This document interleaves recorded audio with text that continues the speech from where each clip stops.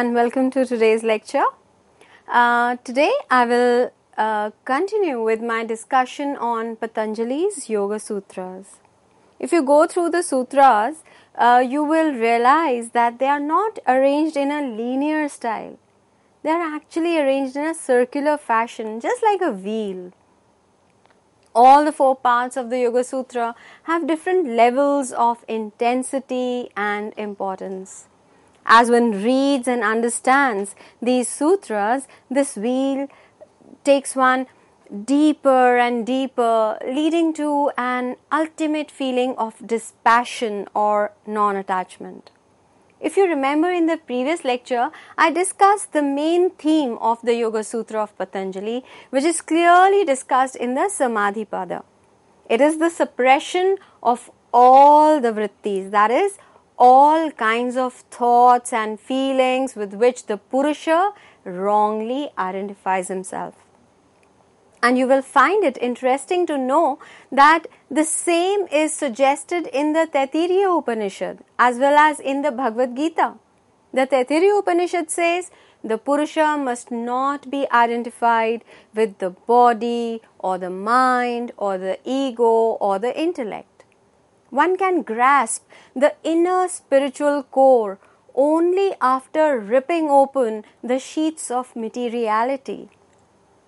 In the Bhagavad Gita, Sri Krishna says, Indriyani paranyahur indriyebhyaha param manaha manasastu para buddhir yo buddhehe paratastu saha, which may be translated as, the senses are superior to the gross body, superior to the senses is the mind, and superior to the mind is the intellect, but even beyond the intellect is he.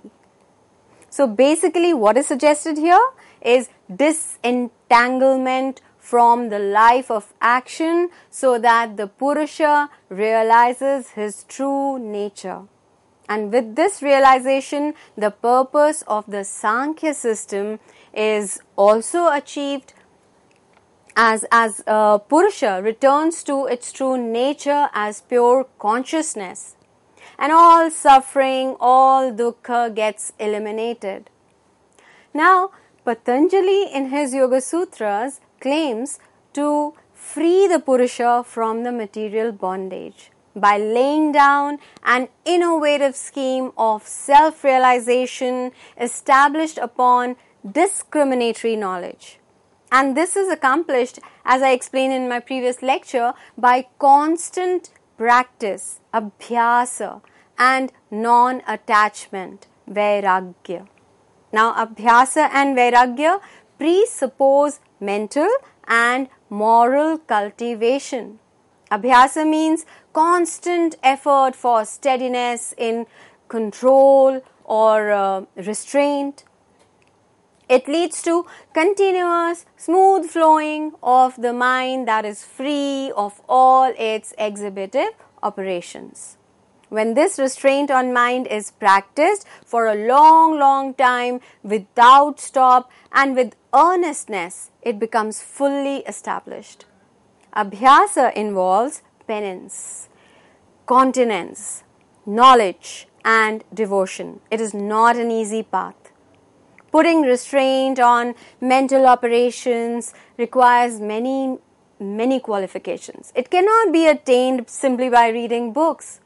Vairagya or non-attachment, on the other hand, is self-mastery on the part of a yogi who no longer craves for material objects or any ephemeral goal promised by the scriptures. For he realizes that everything is ultimately disappointing because pleasures culminate in frustrations.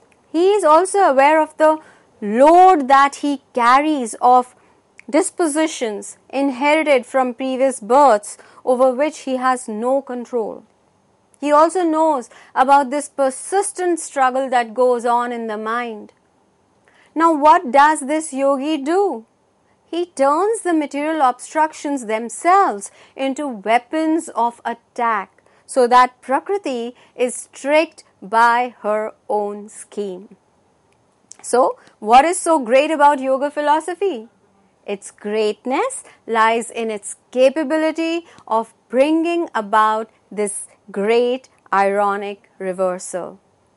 See, Vairagya is the highest state of knowledge. Indifference, dispassion, these are qualities of a wise person. And if these qualities are missing in a person who thinks himself to be wise, he definitely is an object of pity, however great he may be in his style and status. Anyway, in the first chapter of Yoga Sutra itself, Sage Patanjali explains different types of samadhi or concentration or spiritual absorption. So, samadhi may be classified as sabija or cognitive and nirbija or ultra-cognitive. Sabija samadhi is of two kinds, samprajnata and asamprajnata. Samprajnata is further divided into four, and they are savitarka, savichara, ananda and asmita. These are actually stages, and a yogi through constant abhyas and vairagya systematically moves inward through these four stages and makes his way to the stage of objectless concentration. Let us understand these four stages of concentration. First, savitarka or the gross. At this stage, a yogi concentrates on any gross object simultaneously with other activities of the mind, including meditation on visual objects, breath, syllables of mantra, etc. Then the second is savichara or subtle. This is a level higher. At this stage, a yogi abandons the gross objects and concentrates on subtle objects, which include the subtleties of matter, senses, and the mind. The third is ananda or bliss.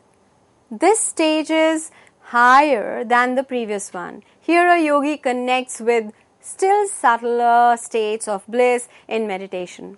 This state is free from both the gross and the subtle impressions that were at the previous stages. Now the last is asmita or pure egoism. At this stage, a yogi meditates on I-ness, which is even subtler, as it connects with the I that is behind or witness to all of the other experiences. What this means is that an object is understood in its entirety in a gradual manner. First, it is understood at a superficial level. With time, the comprehension becomes deeper, and finally, it is comprehended in its totality. And there is pure joy in reaching this depth of understanding. At this stage, there is full consciousness of self in experience. The individual is one with the object and becomes oblivious of the surroundings.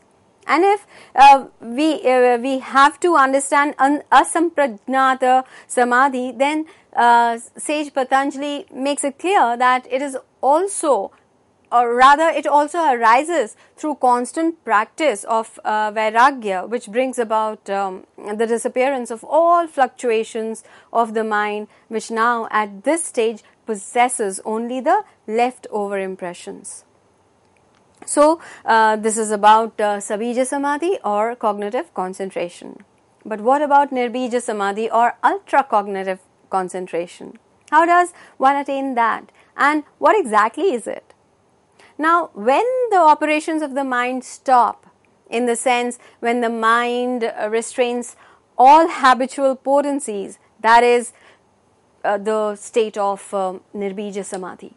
It cannot be achieved by the support of cessational cognition, because in this stage the mind becomes supportless, as if it has ceased to exist. The only means of attaining it is the highest non-attachment, and that is cessation of all actions. It is it is in fact the ultimate state of achievement in yoga. We all know concentration is not easy, and Sage Patanjali was quite aware of the possible obstacles that disturb or distract the mind and prevents one's union with the higher self. The 9 obstacles that Sage Patanjali talks about are illness, mental stagnation, doubts, negligence, laziness, overindulgence, wrong understanding, lack of perseverance, and instability. Now, illness has to do with the inequalities of the humors, constituent fluids, and the sense organs. Mental stagnation is dullness of the mind.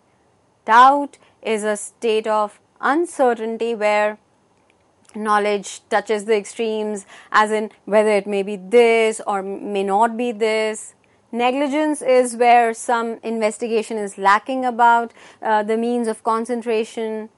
Laziness is absence of exertion of the mind and body due to heaviness, feeling of heaviness. Overindulgence is the greediness of the mind for sense enjoyments. Wrong understanding is to be under some kind of illusion about one's true state of mind. Lack of perseverance is the failure to attain the state of samadhi, and instability is unfixedness of the mind on the attained plane. These 9 obstacles are the enemies of yoga. You must understand that these 9 obstacles are mental distractions and must be distinguished from the 5 kleshas that I talked about in my previous lecture. Actually, removal of these 9 obstacles is a way to reduce and eliminate the 5 kleshas.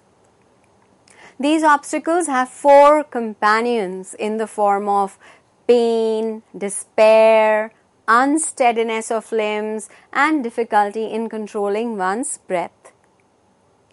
Pain pertains to body and mind. It is either caused by the created beings or inflicted by the supernatural powers. We all try to do away with the suffering due to pain. Despair is the disturbance of the mind due to the non-fulfillment of desire.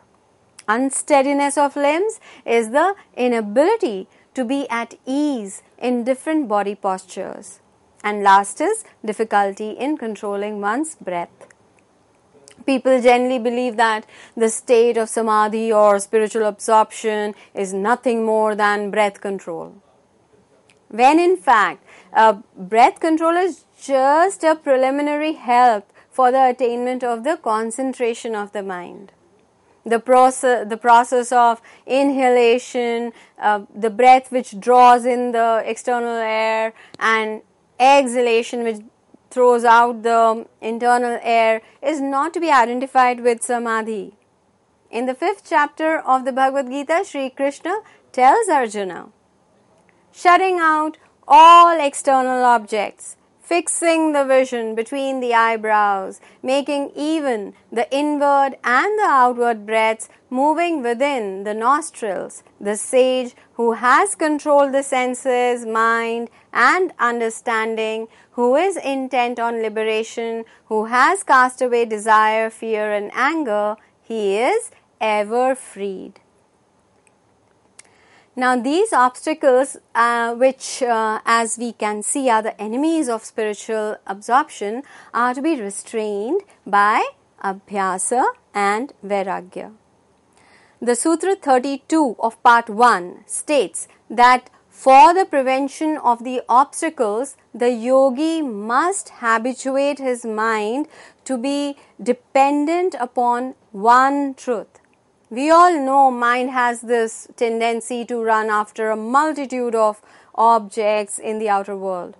By concentrating on one truth, the mind easily gets constant and tranquil. During this time, ordinary inhalation and exhalation turns into yogic breathing, and the yogi is not easily perturbed.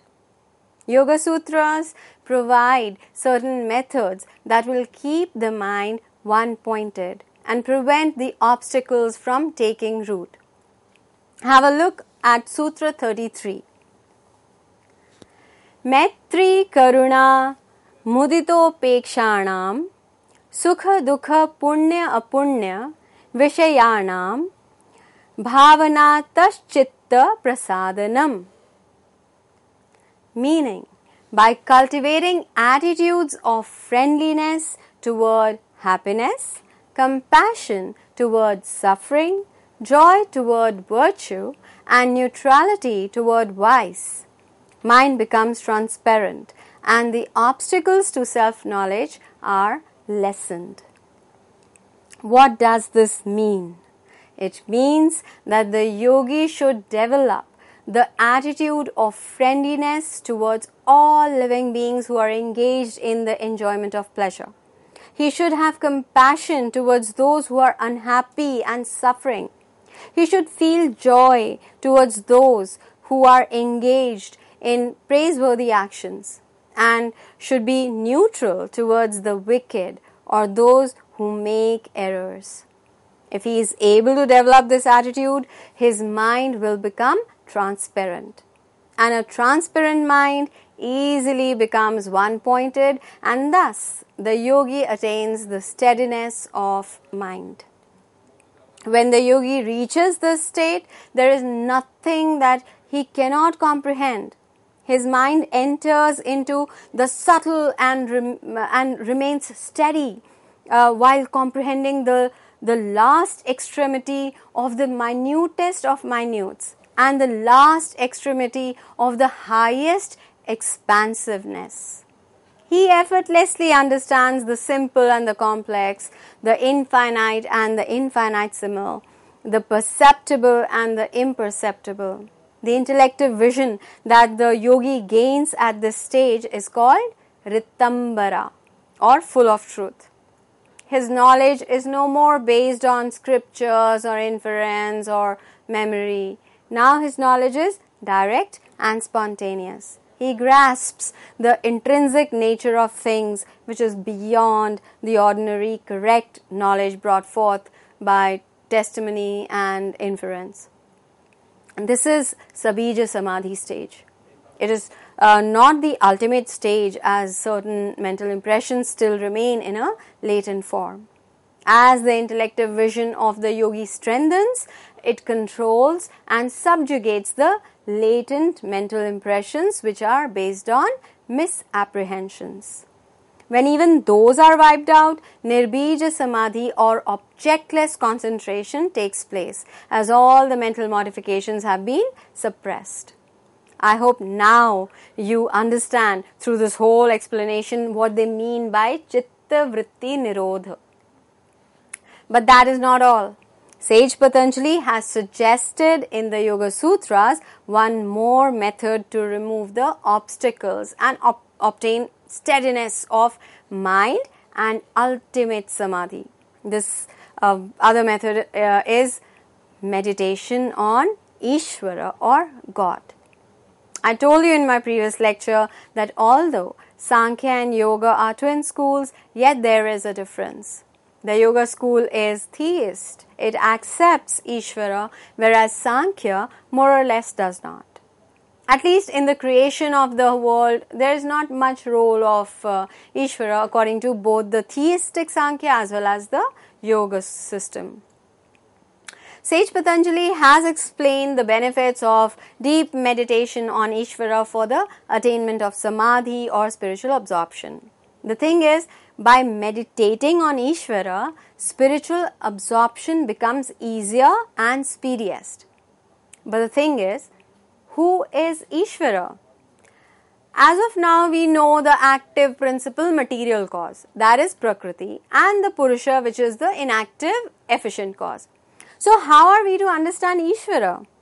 Sage Patanjali in the Sutra 24 states, Klesha karma vipakashayah apara mrishtaha purusha vishesha ishvarah.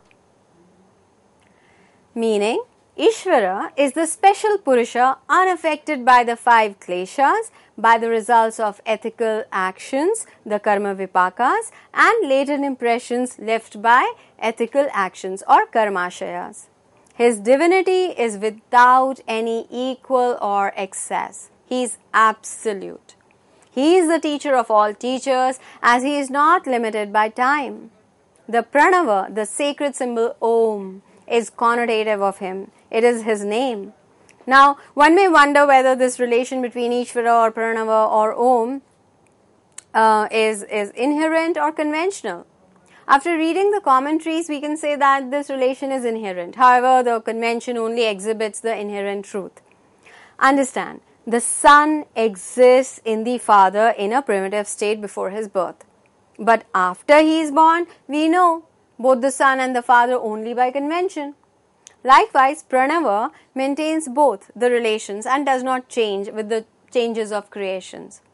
Now, sage Patanjali in Sutra 28 of Samadhipada states, Tajja pasdadartha bhavanam. Now, what does this mean? It means meditating on Ishvara consists in repeating his name and thinking of its meaning. It is mentioned in the Vedas that the relation between word and its meaning is eternal. Now, in the case of a yogi who knows the relation between Ishvara and Pranava, its repetition and the gradual development of its truth, that is, the repetition of Om and the revelation of Ishvara, makes him one-pointed. The term repetition refers to Swadhyaya. So, it is very clear that yoga cannot be accomplished without Swadhyaya. By Swadhyaya, one progresses in yoga, and by yoga, Swadhyaya is established. And the highest self is revealed by the combined power of Swadhyaya and yoga. The Vedas also claim the same. To think over and over again upon the laws of the scriptures and to act in accordance with them are the only means of attaining the supreme goal. From profound meditation, the mind of the yogi becomes inward looking and all obstacles are removed. Actually, the yogi who proceeds in the path of liberation by means of external support gets the same result as is achieved by a yogi who depends upon his own power for his success. They both have the revelation of the inner self.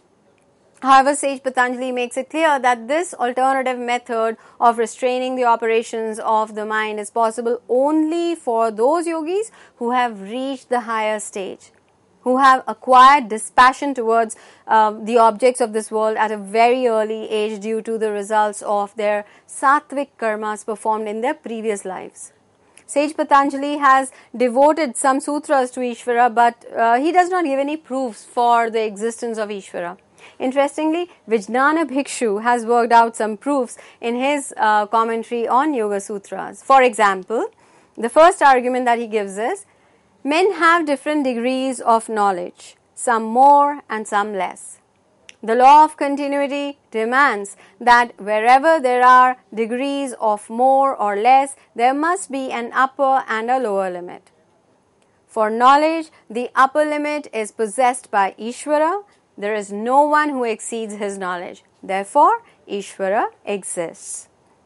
The second argument is, God is needed for bringing about the association and dissociation of the Purusha and Prakriti. Purusha is inactive. He cannot either go near or away from Prakriti. Prakriti, being unconscious, does not know how to come in contact with Purusha or to move away from him. An independent principle that knows both can only accomplish this task of associating and dissociating them. And this independent principle is Ishvara, and therefore Ishvara exists. With this, I will end this lecture. Thank you so much.